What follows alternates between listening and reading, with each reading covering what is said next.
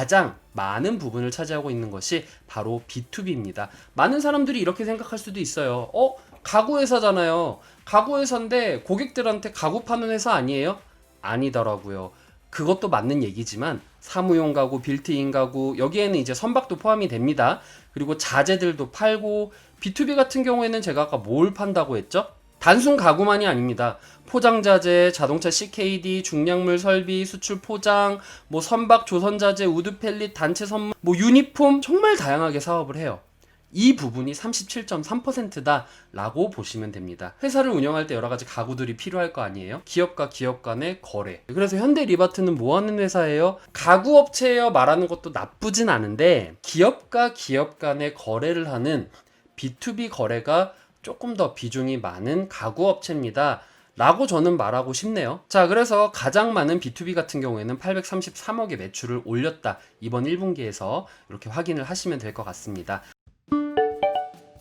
흐름을 보더라도 2018년, 2019년, 2020년 1분기 이렇게 보는데, 2018년보다는 2019년도가 좀 낮은 수치를 보이고 있다라는 것을 확인할 수가 있습니다. 뭐 그렇게 큰 차이는 아닌데 되게 미비하다? 1000억 원 정도의 차이가 난다? 매출이 조금 하향은 했다. 자, 그 다음에 내수 그리고 수출 시장은 어떨까라고 봤는데, 이것도 역시 딱히 수출 부분이 띄어져 있는 건 아니었어요. 공시 부분에 수출 부분이 막 이렇게 매출 부분에 분류가 되어 있지 않아 가지고 저는 그래서 편법을 한번 써봤습니다.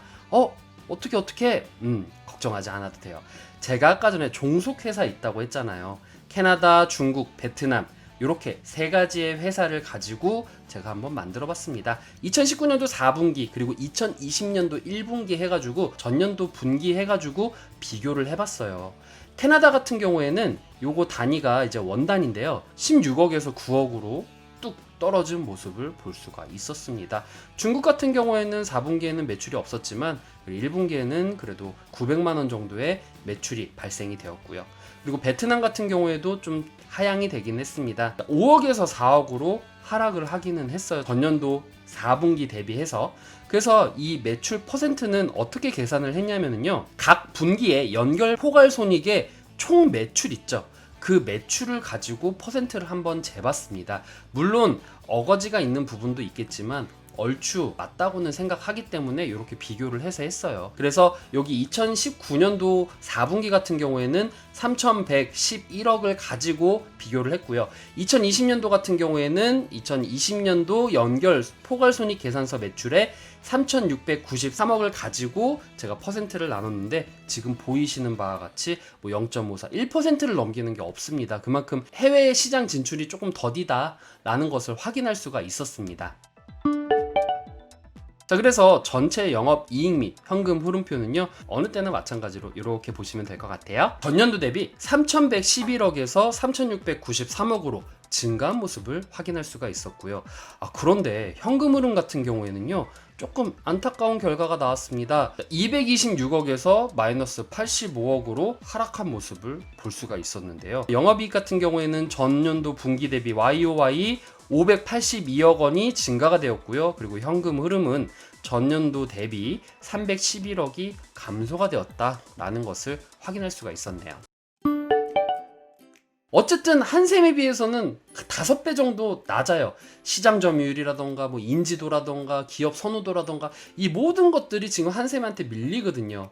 이 현대 리바트 같은 경우에는 B2C에 강화된 게 아니라 B2B에 강화가 돼 있기 때문에 어찌 보면은 이 고객들에게 인지도를 물어본다는 게 조금 어불성설일 수는 있어요. 왜냐면은 기업들은 알지만 고객들은 모르는 그런 부분이 있을 수 있고, 실질적으로 가구만 봤었을 때 B2B에서 사업하는 게 가구만은 아니었잖아요.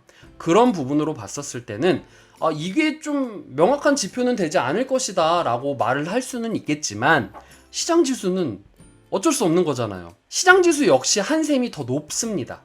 그리고 에이스 침대, 리바트, 퍼시즈, 오히려 여기서는 퍼시즈가 시장지수가 더 높네요. 그리고 이게 보니까 물론 이제 다른 회사와 협력을 해서 하는 거는 되게 좋은 전략이긴 한데, 이 회사만의 독자적인 기술이라던가 이런 것이 조금 안타깝다? 뭐 다른 제품들 같은 경우에는 뭐 CD즈만 하더라도, 그 의자만 하더라도 뭐 인체공학적, 그러니까 의자 하면 CD즈, 뭐 허리가 편한 CD즈, 뭐 이런 게 있잖아요. 그런데 모르겠어요. 지금 현대 리바트 같은 경우에는 봐봐요. 뭐 주방기구, 뭐 수납, 유아용품 여러 가지 있는 것은 좋은데 보시면요, 그냥 가구 가게. 전 그런 느낌 굉장히 많이 들거든요. 제가 홈페이지를 보면서 느낀 생각은 현대 리바트만의 특별한 뭔가가 없다? 현대 리바트만의 색깔이 없어서 조금 아쉬운 부분은 있었다. 그냥 종합 가구 판매점 같은 그런 느낌이 많이 들었어요.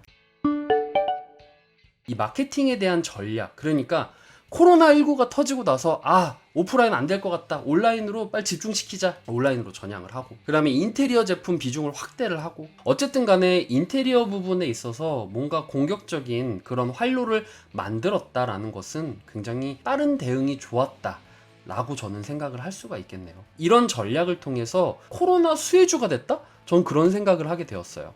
그리고 아까 전에 말씀드렸던 1395억 원을 들여서 물류센터 4개와 그리고 스마트 공장을 갖춘 SWC가 2021년에 준공을 목표로 해서 구축이 된다고 하면은 이 세 가지의 효과가 있다라고 되어 있는데, 자, 요거는 제가 아까 전에 말씀드린 대로 이 하나투자증권의 기업 분석 리포트를 통해서 나온 그 내용, 이 세 가지를 그대로 갖다 놓은 거예요. 제가 이거를 그대로 갖다 놓은 거는 첫 번째로는 제가 이 부분에 있어서 전문가는 아니기 때문에 몰라요.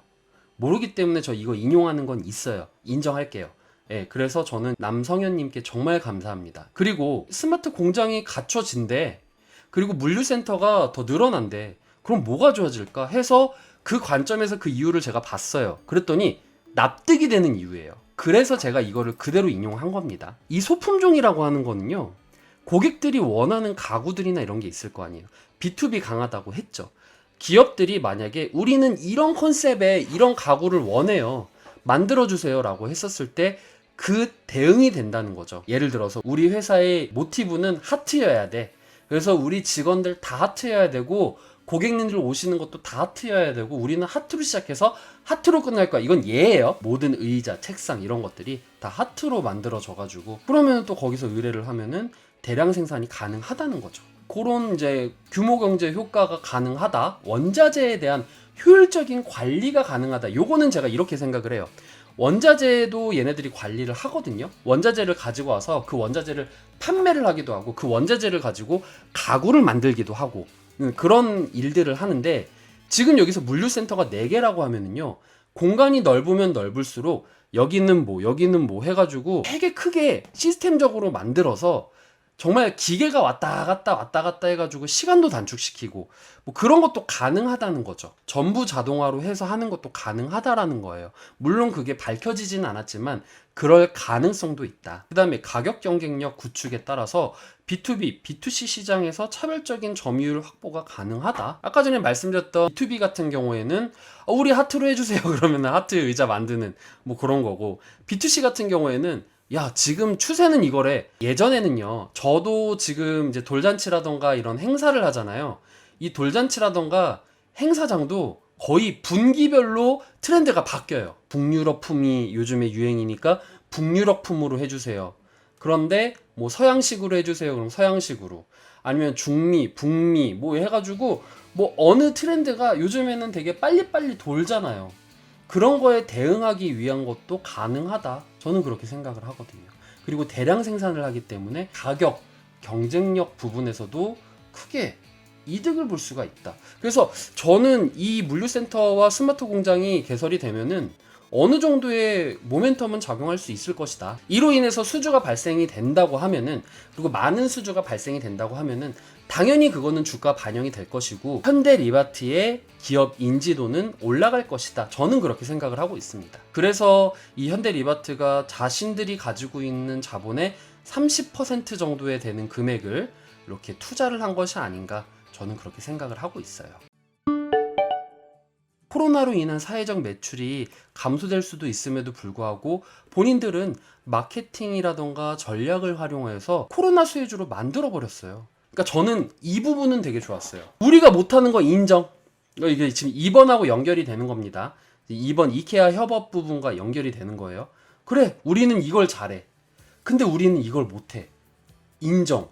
그러니까 본인이 못하는 것을 인정하는 것은 저는 굉장히 정말 좋은 거라고 생각을 해요. 그렇기 때문에 자, 이제 구직자로 딱 바뀝니다. 기업의 인재상, 내가 잘하는 거, 내가 못하는 거. 그러면은 내가 못하는 거는 어떻게 효율적으로 보완을 할 수 있을까? 그런 인재상을 찾는다? 근거는 우리가 해외 시장 이길 수 없어. 현대리바트에 가면은 그 해외 상품을 구매할 수가 있어. 아니면 해외 기업과 콜라보한, 아니면 협업을 한 그런 제품들을 여기서 구매할 수가 있어. AS도 받을 수 있네? 이런 효과가 있다는 거죠. 그래서 인재상이 이렇게 될 수가 있다. 저는 그렇게 생각을 합니다. 그러니까 제가 말하고 싶은 건 그거예요. 그냥 무턱대고 저의 인재상은 이겁니다 라고 말을 하는 것보다는, 제가 봤었을 때 현대리바트는 지금 이런 식으로 해서 이케아라던가 다른 기업들과 협업을 통해서 현대리바트가 못하는 거 얘네들이 도와줘가지고 이런 얘기하면 안 돼요. 현대리바트가 세계화를 더 발빠르게 맞춰나가기 위해서 이런 노력들을 하는 것을 보았습니다. 제가 봤었을 때 어떻게 하면 조금 더 효율적인 방법으로 나의 부족한 부분을 채워나가면서 이것을 강점으로 만들 수 있는지, 그것이 저의 성향이고, 저의 성향이 이러한 현대리바트와 맞는다고 생각하기 때문에 저는 현대리바트에서 원하는 인재상에 적합한 인재라고 생각을 합니다. 이렇게 말하면 되겠죠. 너무 나갔나? 어쨌든 그렇게 하시면 될 것 같아요. 자, 그 다음에 마지막으로는요, 우리 이제 주가를 한번 봐야 될 거 아니에요. 인테리어 관련해서 온라인 판매라던가, 온라인 판매 30% 늘었다고 했죠.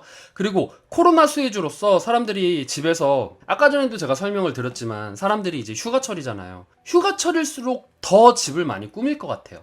어차피 휴가 못 가니까. 지금 이 시국에 어딜 가요? 물론 뭐 강릉 간다, 제주도 간다 하는 친구들은 있어도 어쨌든 해외여행은 못 갈 거 아니에요. 해외여행도 못 가고, 그 강릉이라던가 제주도 가는 것조차도 사회적 거리두기를 위해서 가지 말자. 그러면 어떻게 돼요? 자영업 하시는 분들도 어려우실 거고 하지만, 그래도 그래, 이왕 우리가 휴가 가려고 적금 부어둔 거 있었는데 그건 생활비로 조금 쓰면서 우리 뭐 돈 좀 얼마 안 들이게, 어차피 시간은 있고 돈 조금 더 아껴가지고 우리가 가구라던가 인테리어 부분 활용할 수 있는 거 사가지고 우리가 한번 집 분위기 한번 바꿔보자.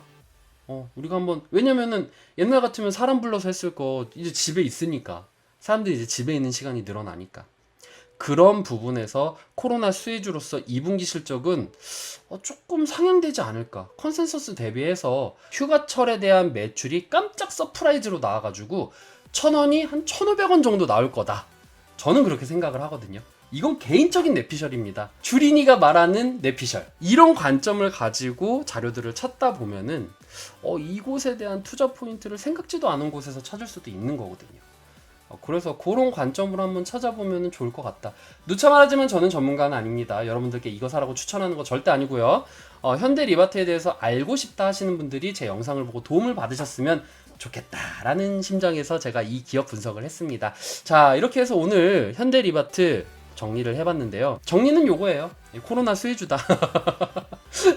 그리고 코로나 수혜주이자 휴가철 수혜주다.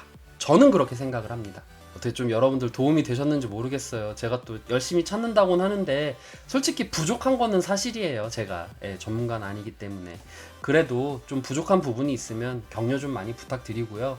그리고 말씀드린 대로 우리 황금투님이 저에게 이렇게 의뢰를 하신 것처럼 여러분들께서 궁금한 종목들이 있으면은 한번 이렇게 올려주세요. 제가 전문가는 아니기 때문에 이때 사서 이때 팔으세요 이런 거 하면은 전 끌려갑니다.